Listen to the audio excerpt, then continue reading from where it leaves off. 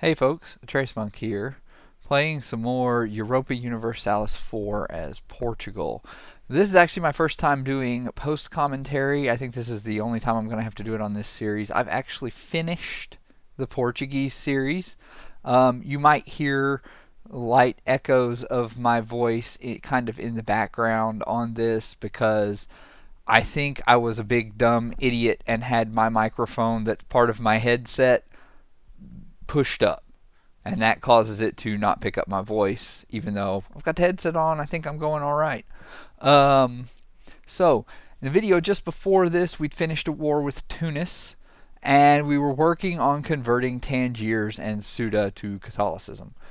And right at the tail end of that, we got called into a war against England by Castile that was started by English Mexico, or not English Mexico, but by um, Castile trying to take some of English Mexico.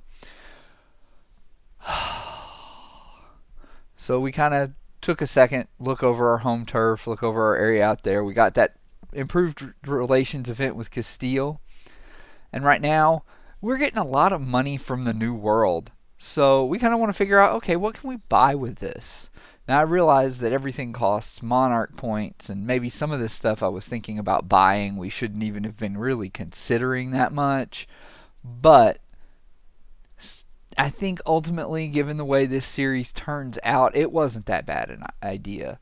Uh, we eventually wind up, yeah, Portugal has no problems with this stream of income teching out and getting pretty much every idea.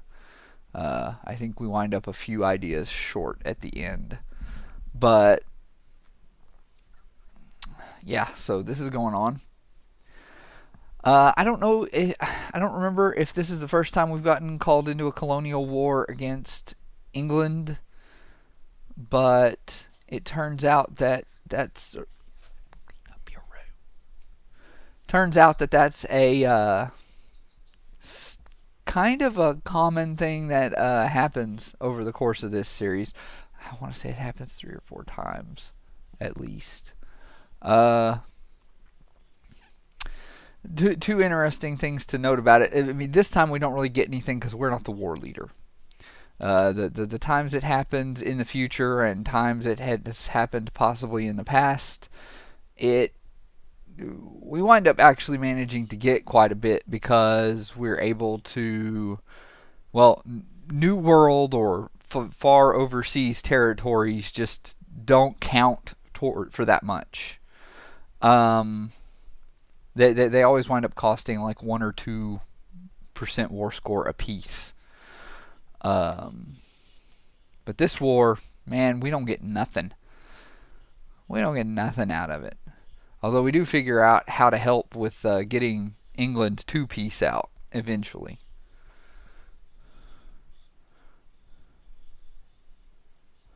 We just spent a little bit of time there, I think, confused about why we couldn't select our ships when we were in the build menu.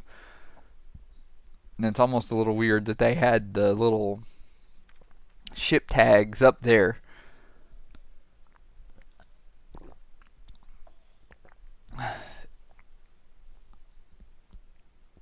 And we do decide that we're gonna build some military structures, try to help out with our force limits and such, hopefully. Well, and manpower anyway. Manpower doesn't directly correspond to force limits. That's actually more of a base tax situation there.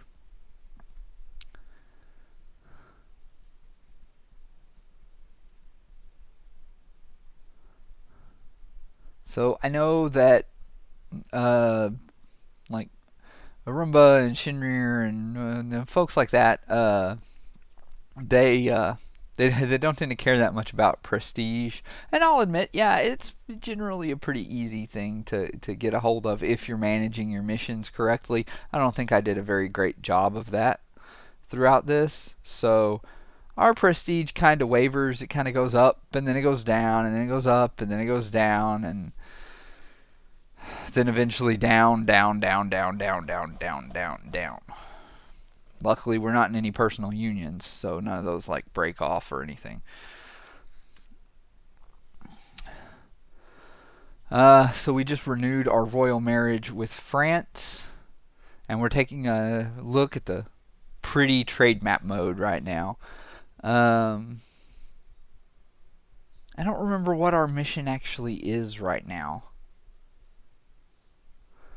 We're kind of looking over there to see, like, okay, we could declare war on these guys. What could we get for that? An interesting thing during this whole war with England is that really I didn't need to be that afraid of their fleet. I kept my fleet all bottled up at home, but I think even the first time that we see their fleet, it's worse than ours. Now, it is kind of bad. They have a commander that is rather strong. They have a they have an admiral, but uh, we still had better ships than them, or at least better enough ships than them. And yeah, that war we had with Tunis, we should have we should have pieced out sooner, because then we could have had Garb. Although that's ultimately not that important, and I probably should have set my guys to aggressive over here.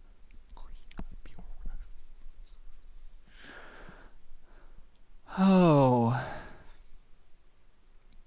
And we deal with a quick little revolt over in Suda. An event spawned revolt. Not the one that the flags are trying to warn us about right now.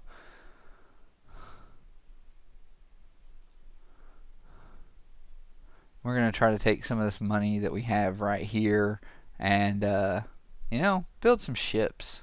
We need some ships. We've got like 213 force limit right now, and we aren't doing anything with it hardly.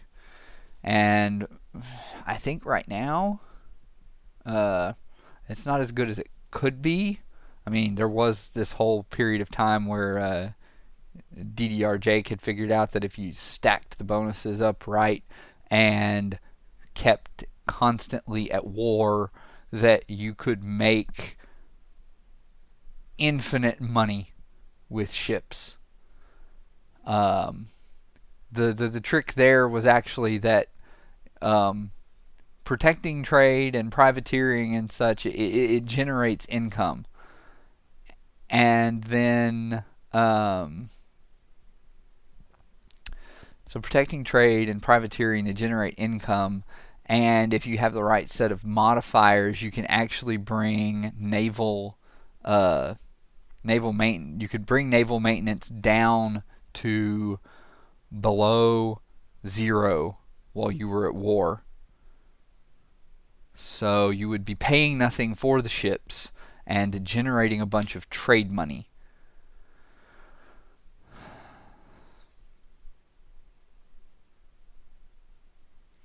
I'm glad that we actually had the missionary strength to take care of those two provinces, and we're about to get the Tangiers pop up, I think. Yep, there we go. Right now, though, I say we eventually caught up, got all the techs and everything, but right now we're actually a couple techs behind. I think the only tech we're kind of on pace with is admin tech, and that, or not admin tech, diplotech.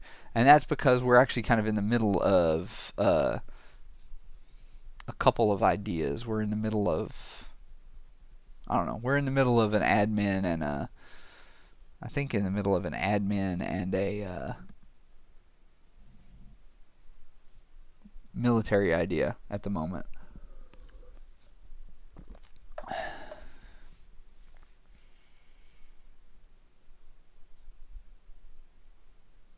Yeah, spend a moment there just examining the war exhaustion thing. We probably didn't even need to buy down our war exhaustion that much, but we're trying to prevent rebellions down in North Africa.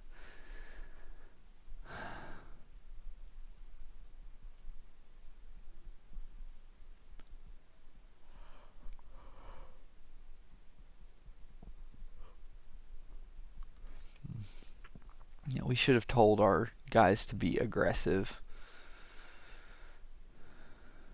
Now see, Castile has the war goal pretty much this whole time, like from the moment we get called in. If you're not familiar with it, so colonial nations can go to war with other colonial nations and other nearby nations, like on their own, inside their colonial region. They can claim territory, they can take it over, unless you have an alliance with the owner of the colonial nation. So, like right now, me, Castile, and France are all allies. None of our colonies can attack each other. Now, if a colony attacks another colony, and I'm not sure if it's a question of whether it goes on long enough or not, or if it's just a question of it getting a point that the AI thinks that it should do so, but it can eventually reach a point where it gives you where it gives the colonial nations owners, it brings them into the war. Now this right here, I'm never sure on this. I'm not sure how the calculation actually goes. I tend to take the ducats though, just because in this case I'm not dependent on taxes. Taxes are an incredibly tiny amount of my income. A little bit of money immediately is probably better.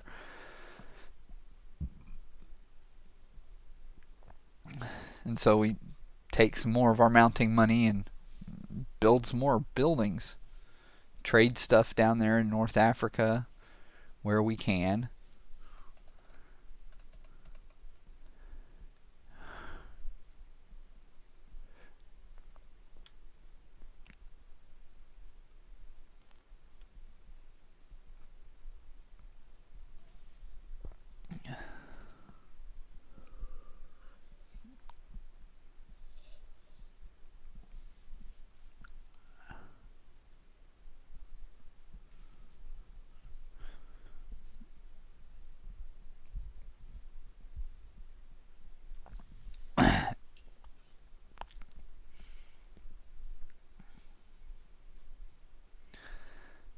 Oh, yep. We're trying to figure out how to get this to work here, though, because England has low enthusiasm for this war, but they're not getting much war exhaustion because they're not actually involved in the war that much. It's all their colonies. They're pretty much staying out of it. We'll eventually come to a small solution to that.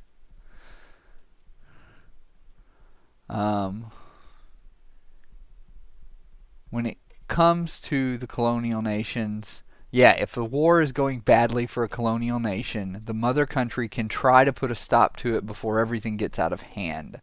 Reading from the EU4 wiki. The imperial power can try to enforce a peace settlement on the power that is threatening the subject colony, but if the target refuses, then both mother nations get to join in, which is just so great.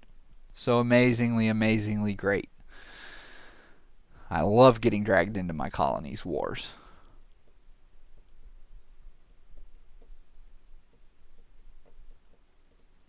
And I guess colonial nations can't just declare war on anybody else, just other colonial nations.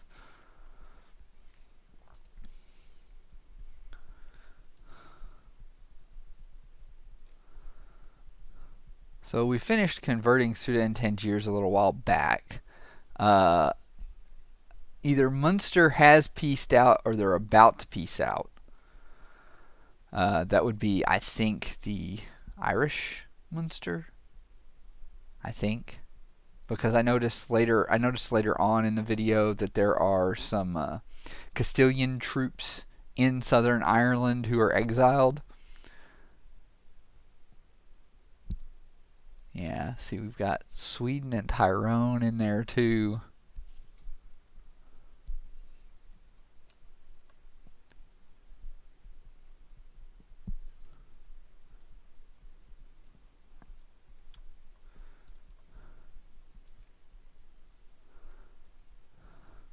So we've built up 60 ships, and right now we're kind of looking at it and going,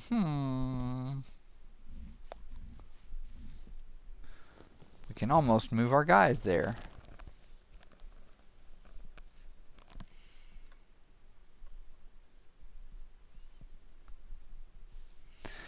And we're trying to eyeball some places down here, see where maybe we could make some improvements. And this is where I kind of, I just, I don't get it.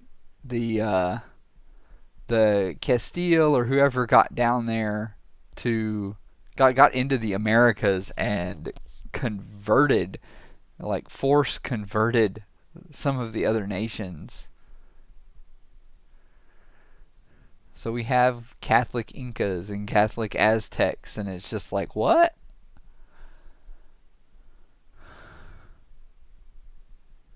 Okay, and now I think we finally finished up our transports that we were after. We're going to go ahead and improve relations with France a little bit more.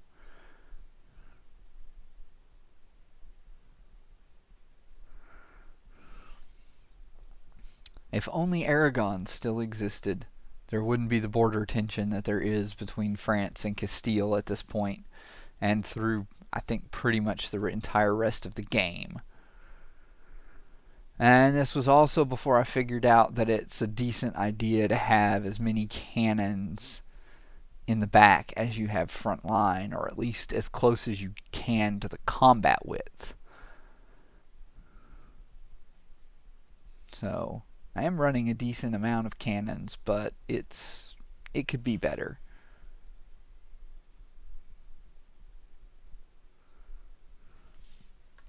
Excuse me a moment.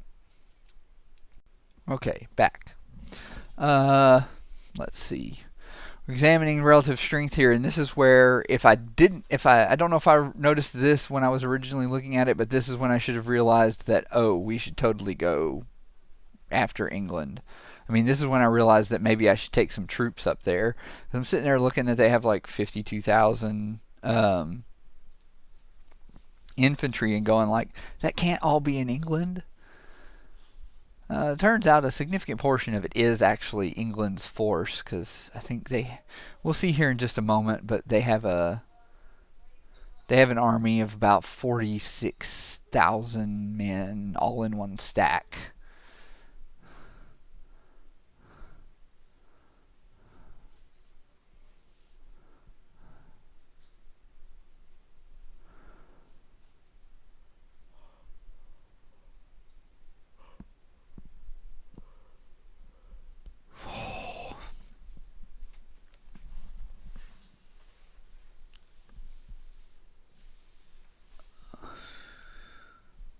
Yeah.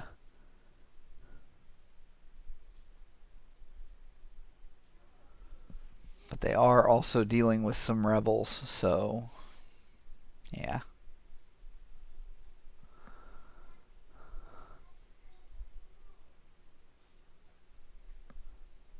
I can't tell at the moment if I'm taking significant attrition with those troops on the boat. I know they take attrition when they're coming off of it, at least.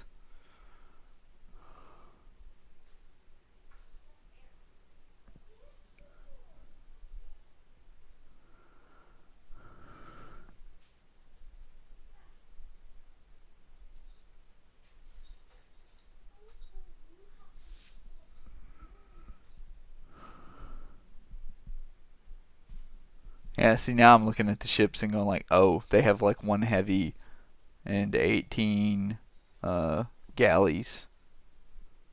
Oh no, we lost 65.5 ducats. It's only like 2% of our wealth.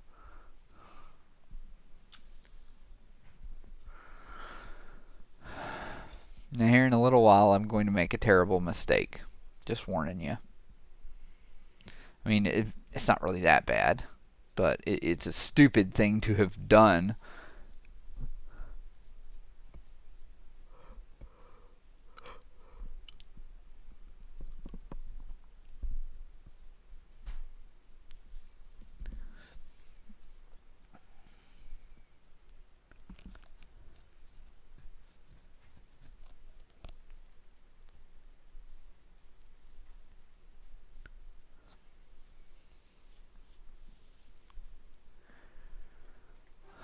So we go and we're sieging down Meath. I didn't notice in that last thing there, but it's entirely possible Tyrone is still in the war, which means that we could have gone up and sieged Ulster if we wanted to. Yeah, Tyrone is still in the war, which means Ulster should be available as a place to go siege down. But I wasn't really paying that much attention there. And the fact that a one province minor with the province of Ulster is named Tyrone is just, I don't understand it.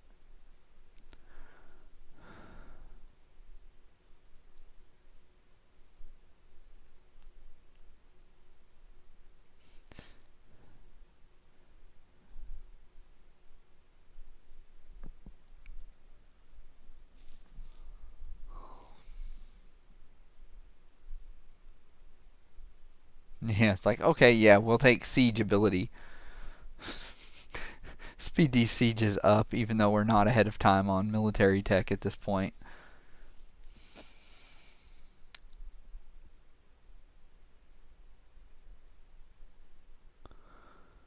So we go ahead, we detach a blockade.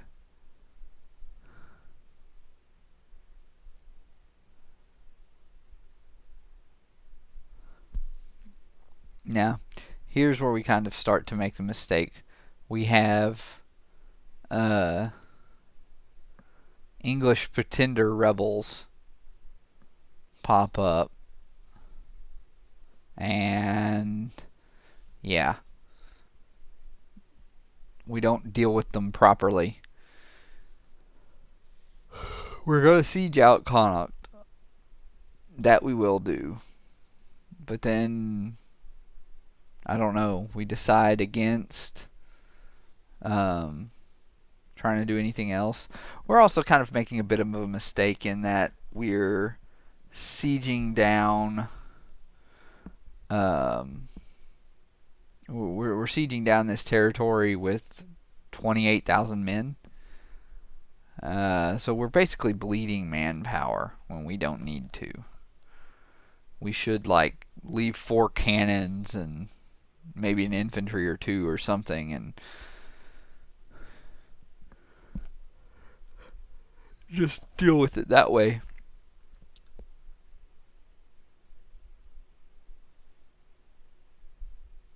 Yeah, now here we should have just walked over there and beaten up those rebels. We could have done it.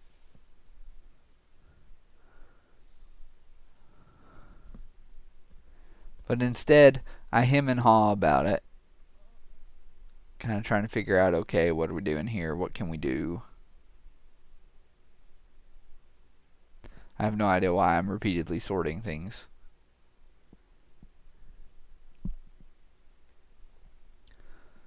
So instead of doing the right thing and marching over to Meath and taking those rebels out,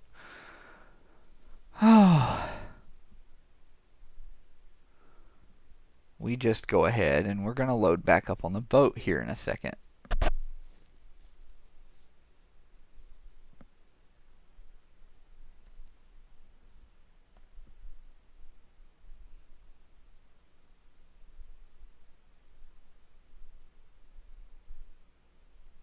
Yeah, see, I should have gone. 6-1 versus a 2-1. Should have just gone. Would have trashed him. We would have handled it just fine. We would have potentially had to deal with a river crossing. I'm not really sure.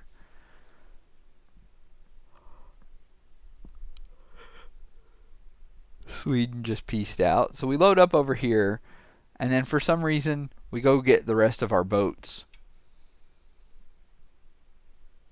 So we go over here, we join up the fleets, and then we go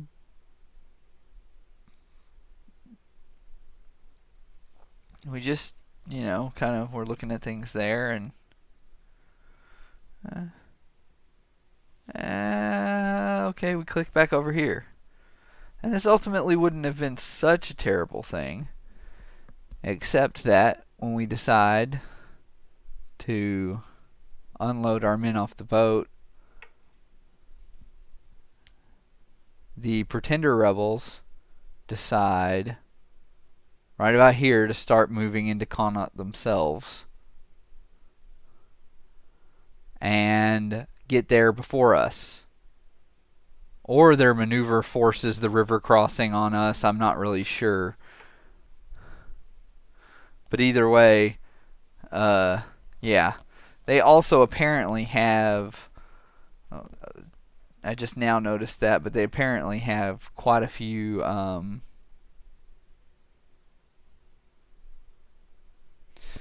Quite a bit higher morale damage, or total morale, or whatever that's actually supposed to represent on the combat screen.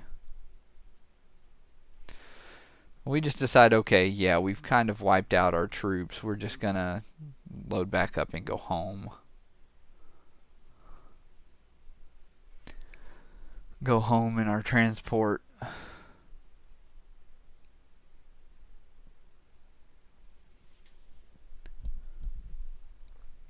Yep, see, now Tyrone is out of the war.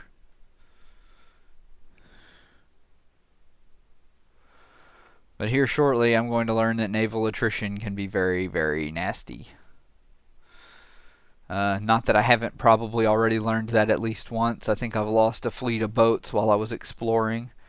Luckily, don't lose a fleet in this case. Instead, I start noticing, oh, hey, they're taking 6% attrition right now. Let's get them home. Unfortunately, it takes me a couple of times to realize that the ultimate solution to my problems is to ask my ally, France, for fleet basing.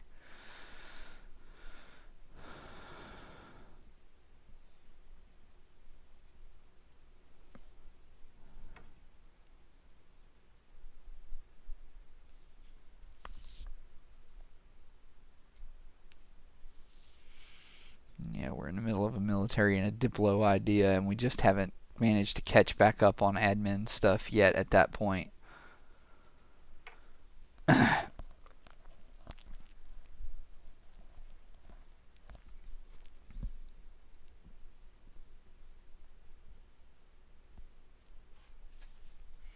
Also, I'm not sure of this, but I have a feeling that even without the fleet basing rights, the attrition would be better in those two coastal zones off the south side of England, the Channel and the Straits of Dover, instead of in the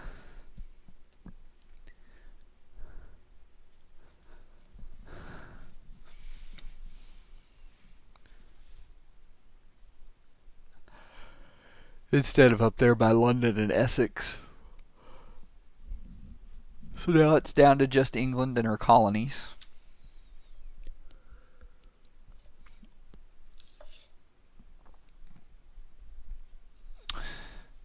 And while they're in the middle of a war, English Columbia falls into internal conflicts.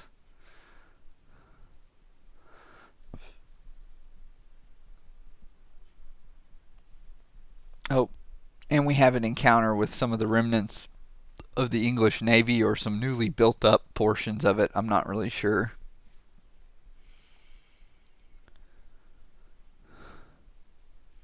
I do think I kind of have to agree with Arumba just a bit, which is that I haven't really run into any major disasters in my time with EU4, and I think a lot of that has to do with how they changed the disaster system. It's a lot easier than it used to be to avoid falling into stuff like the Peasants' War. I mean, they can always still catch you by surprise if you don't have enough admin points to raise your stability and your army just got wiped out. But for the most part, yeah, it's a lot harder to fall into that kind of disaster than it used to be. I think they did change it with the El Dorado patch to where there's kind of an intermediate state for disasters where they're not progressing but they're also not declining, they're not losing progress. So that may be a bit of an aid toward that, really. But I don't know. I haven't encountered it. I haven't played another game of EU since I finished my recordings for this series, and probably won't play for a little bit longer because even though they've put the first hot fix out for El Dorado, but I kind of want them to get a little further along with it, refine some of the stuff a little bit better, and just generally get better along there with it. But also, I do want to play. I do want to record another series before it falls too much behind there.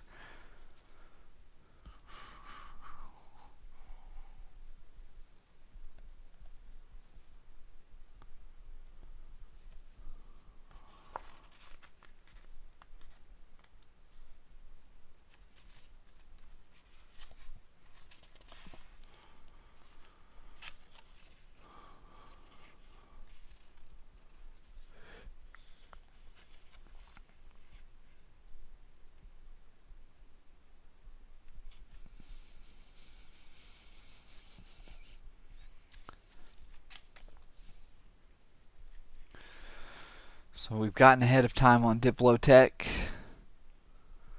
and I honestly think that's kind of how you have to handle it, at least with Western nations. Once you get past that first idea or two, is that you're pretty much, unless the idea is incredibly powerful, you kind of want to wait until you're ahead of time on technology and then push forward from there.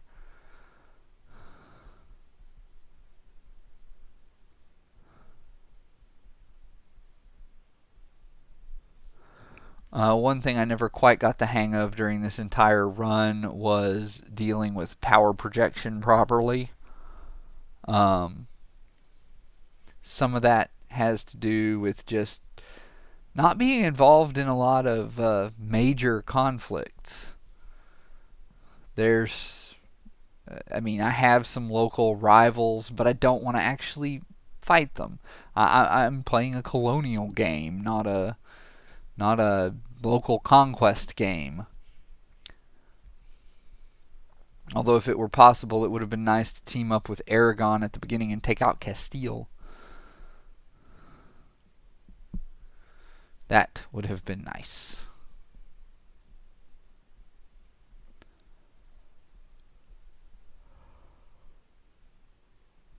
Oh, Rare's gonna die. We choose to lose the stability. And you know what? We actually have a pretty good heir now. Go ahead and buy our stability back up. And I'm kind of like, what's going on here with these rebels? What? Oh, well, they're not really our problem. They're England's problem.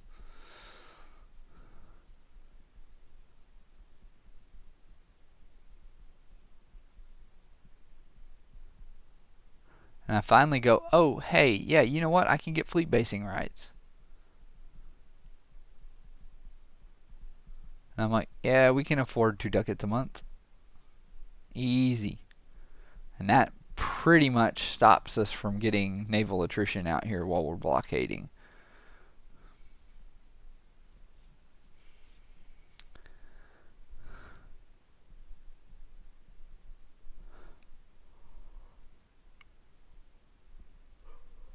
Global tariffs is really great for us. So that's 5 years of it. So we get more trade income. We get more income from our colonies, basically.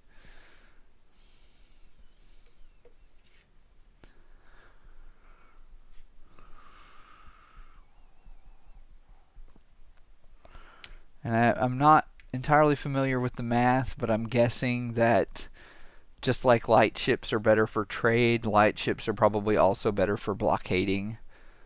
because you've got this 24 ship fleet that's only good for 19 base tacks worth of blockades.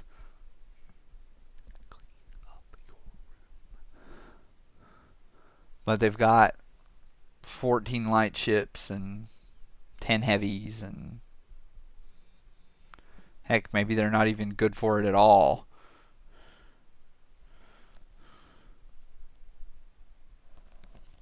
Let's see, since I'm not actually playing right now, we can go look up what happens with blockades. Right now I'm kind of just examining the peace screen here, trying to figure out, could it take anything? No, turns out I can't, because I really only have 3% war score against England. See, that's the other problem with this, is that the wars that I had with England throughout this time, all the colonial-based wars, I pretty much had to rely on ticking war score the entire time.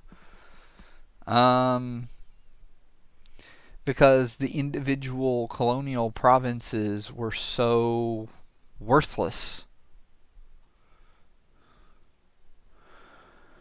Blockade power. Each ship in a fleet will contribute approximately 0.1 blockade power, sail speed in the tooltip, per point of tactical movement speed. And each point of blockade power will be able to affect 1 ducat of base tax. So,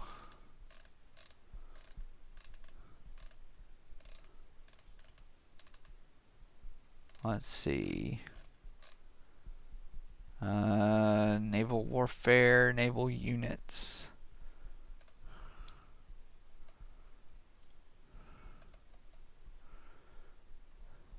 So yeah, we're on like early frigates.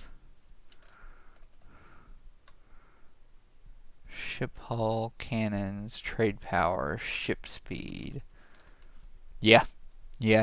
Light ships contribute. Light ships can a single light ship can blockade 1 base tax, and a heavy ship can blockade half of a point of base tax. And that stays true the entire game. I don't know if there's anything that affects ship speed.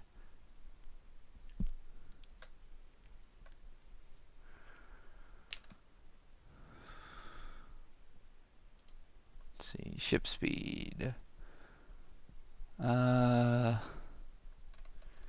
Yeah, I'm trying to find out if there's durability.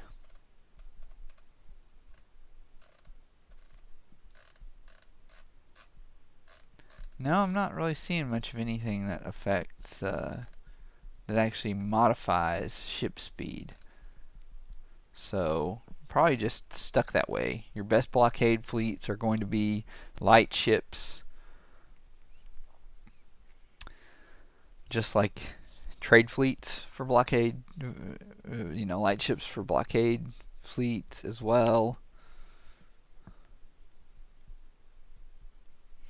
And this is kind of an interesting decision here, because we're sort of like, okay, -1 national unrest and plus 10% manpower recovery, or mercantilism. I think I wind up choosing the minus national unrest plus manpower recovery, because our manpower has taken a pretty sizable hit lately. And though mercantilism would get us more money, it doesn't necessarily help us at that particular point.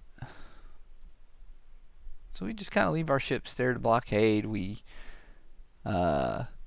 started to build some more to send up that way.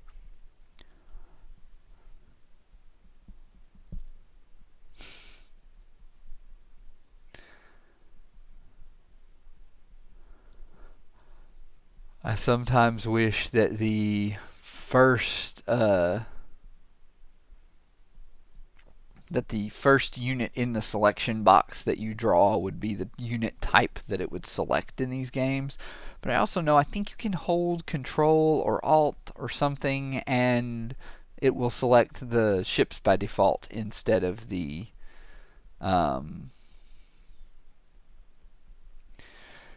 instead of the land troops.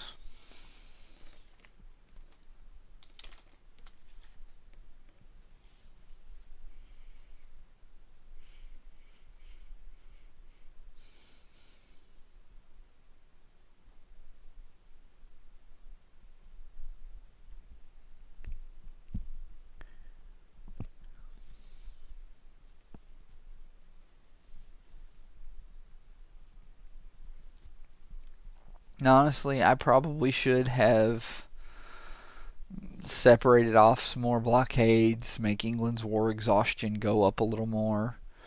But I was also a little worried about them building those ships there.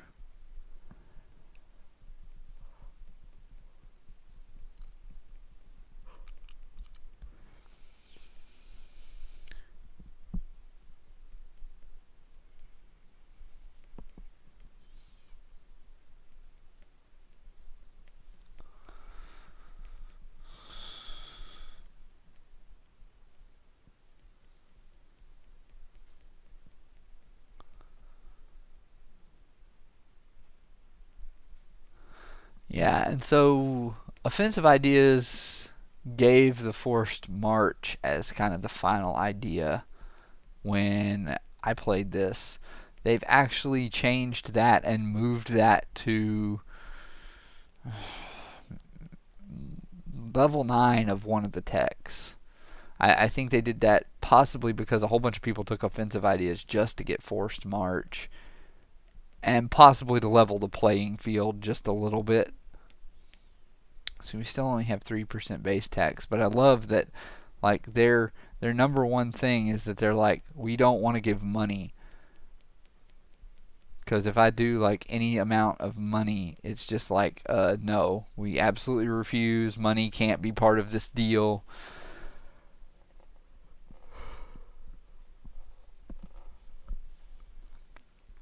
And yet, they are actually about to peace out with Castile. We're kind of examining the trade situation, trying to look at, okay, where's stuff going? Where's it all going to?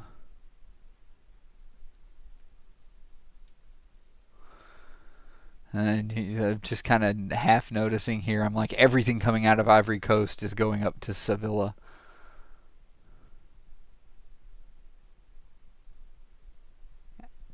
All of it. All 12.7 ducats of trade power. And England just peaced out. So, the peace deal. They got war reparations, they got ducats. Their colonies picked up a few things, and Castile got provinces in South Africa, the province of Zosa, and 2 provinces in India, Chaul and North Konkan. So now I'm just kind of trying to, wrap things up, trying to organize some things. This is a longer episode than most, even for this series.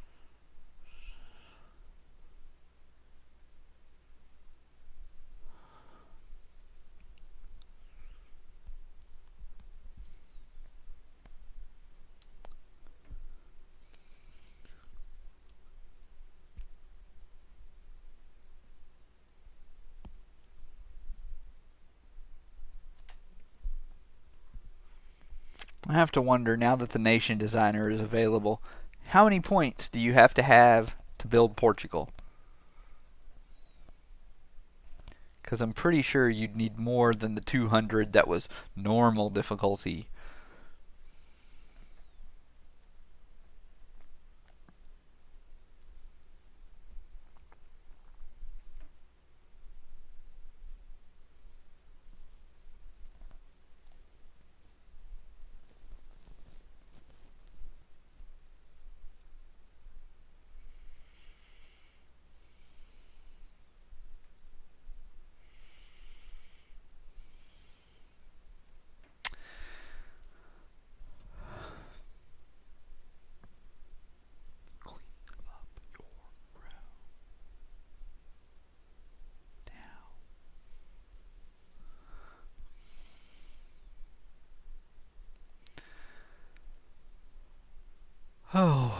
So we're trying to organize things, get prepped for whatever our next conquest is going to be. I take a peek at the ideas, trying to figure out, hey, what makes sense for us. But I don't take one yet because, well, we're kind of behind time on everything. The only thing that we're kind of staying ahead of time on is Diplo, and we're currently working on finishing an idea there.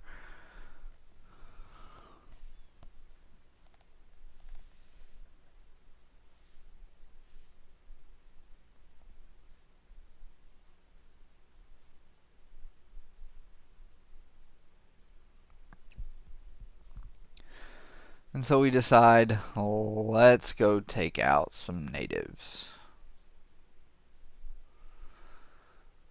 Still kind of eyeballing ideas. We haven't quite taken off there. But I go ahead and say, hey, we don't have a truce with those guys that I accidentally white pieced probably decades ago at that point.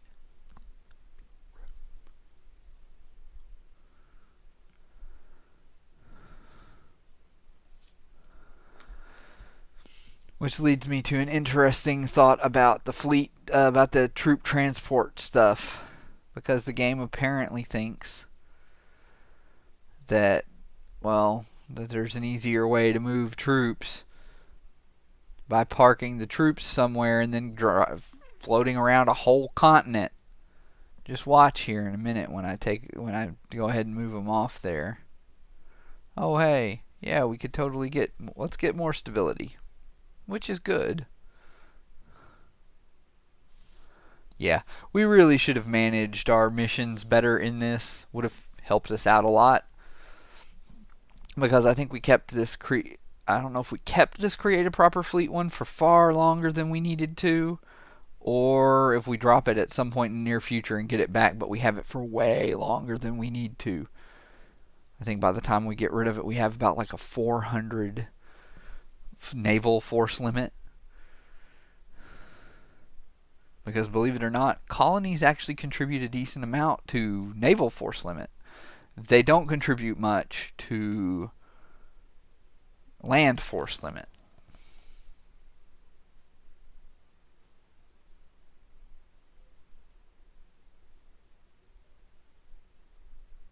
And we say, okay, yeah, we need a land leader, but our army tradition is kind of crap.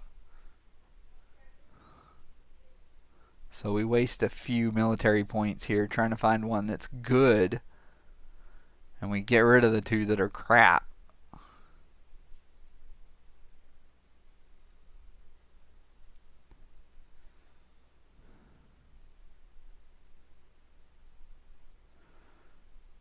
And go ahead and say, okay,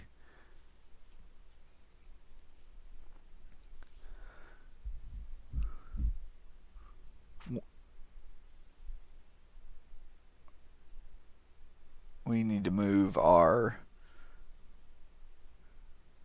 troops over there. Come on, do it. Do it, me of the past.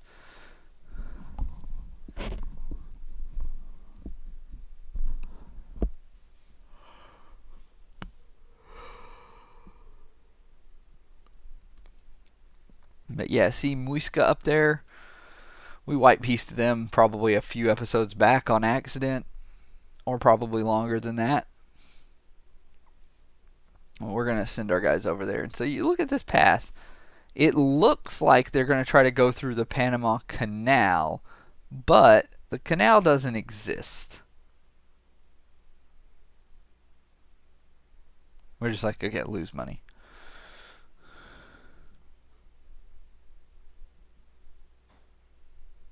And yeah, we might have, I don't remember what that said that we were going to gain. We might have gained some prestige off of that, but it was going to hit us for another -1 stability there.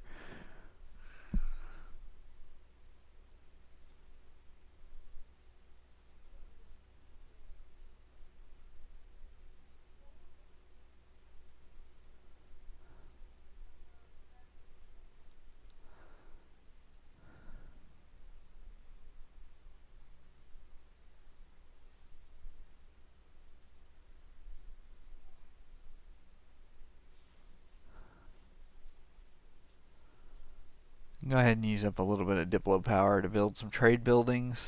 We were considering military stuff, but then we're like, oh, we don't actually have that much military power spare. And seriously, Castile has a ton of light ships in Sevilla. For almost the entire game, they have a ton of light ships protecting trade in Sevilla.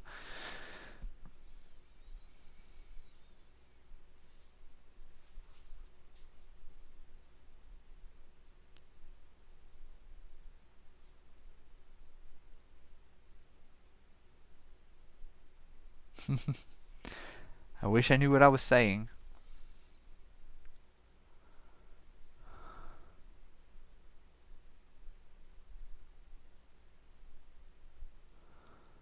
And okay, this is the point where I figure out kind of what's going on here. I'm like, wait, where'd my fleet go? They're over here, and they're driving all the way around.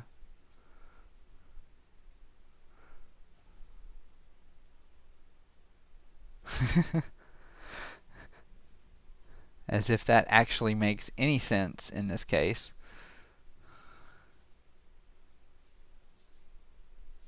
I select those guys because I'm kind of like, I don't want you to all die. Luckily, at this point, it's driving along coastline, so they're still getting hit with some.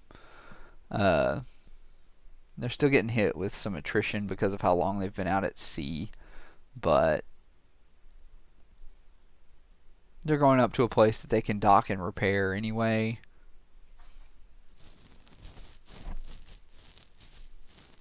But yes, it probably would have been, or it might have been more effective to just march them down there. And I think I was going to attack somebody else down in that general region, but by the time I got there, the claims had expired already.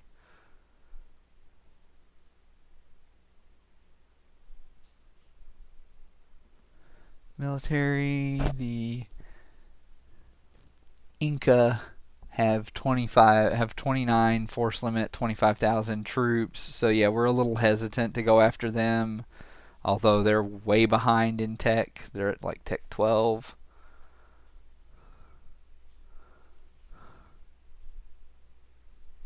Yeah, and they've selected some ideas but haven't been able to take anything from it because of the tech level.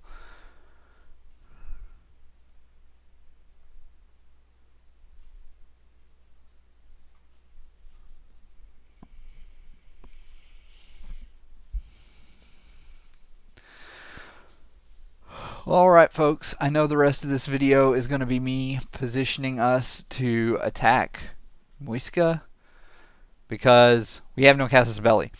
But I want to make sure that I end this before it gets all the way to the end of the video so that I don't have to deal with any really screwy transitions here. So if you enjoy this, please like the video. If you want more content like this, please subscribe to the channel. If you want to talk about stupid moves that I've made, or if you think I did something pretty cool, comment. And I will see you next time. I'll let the game close out the last little bit here. Enjoy.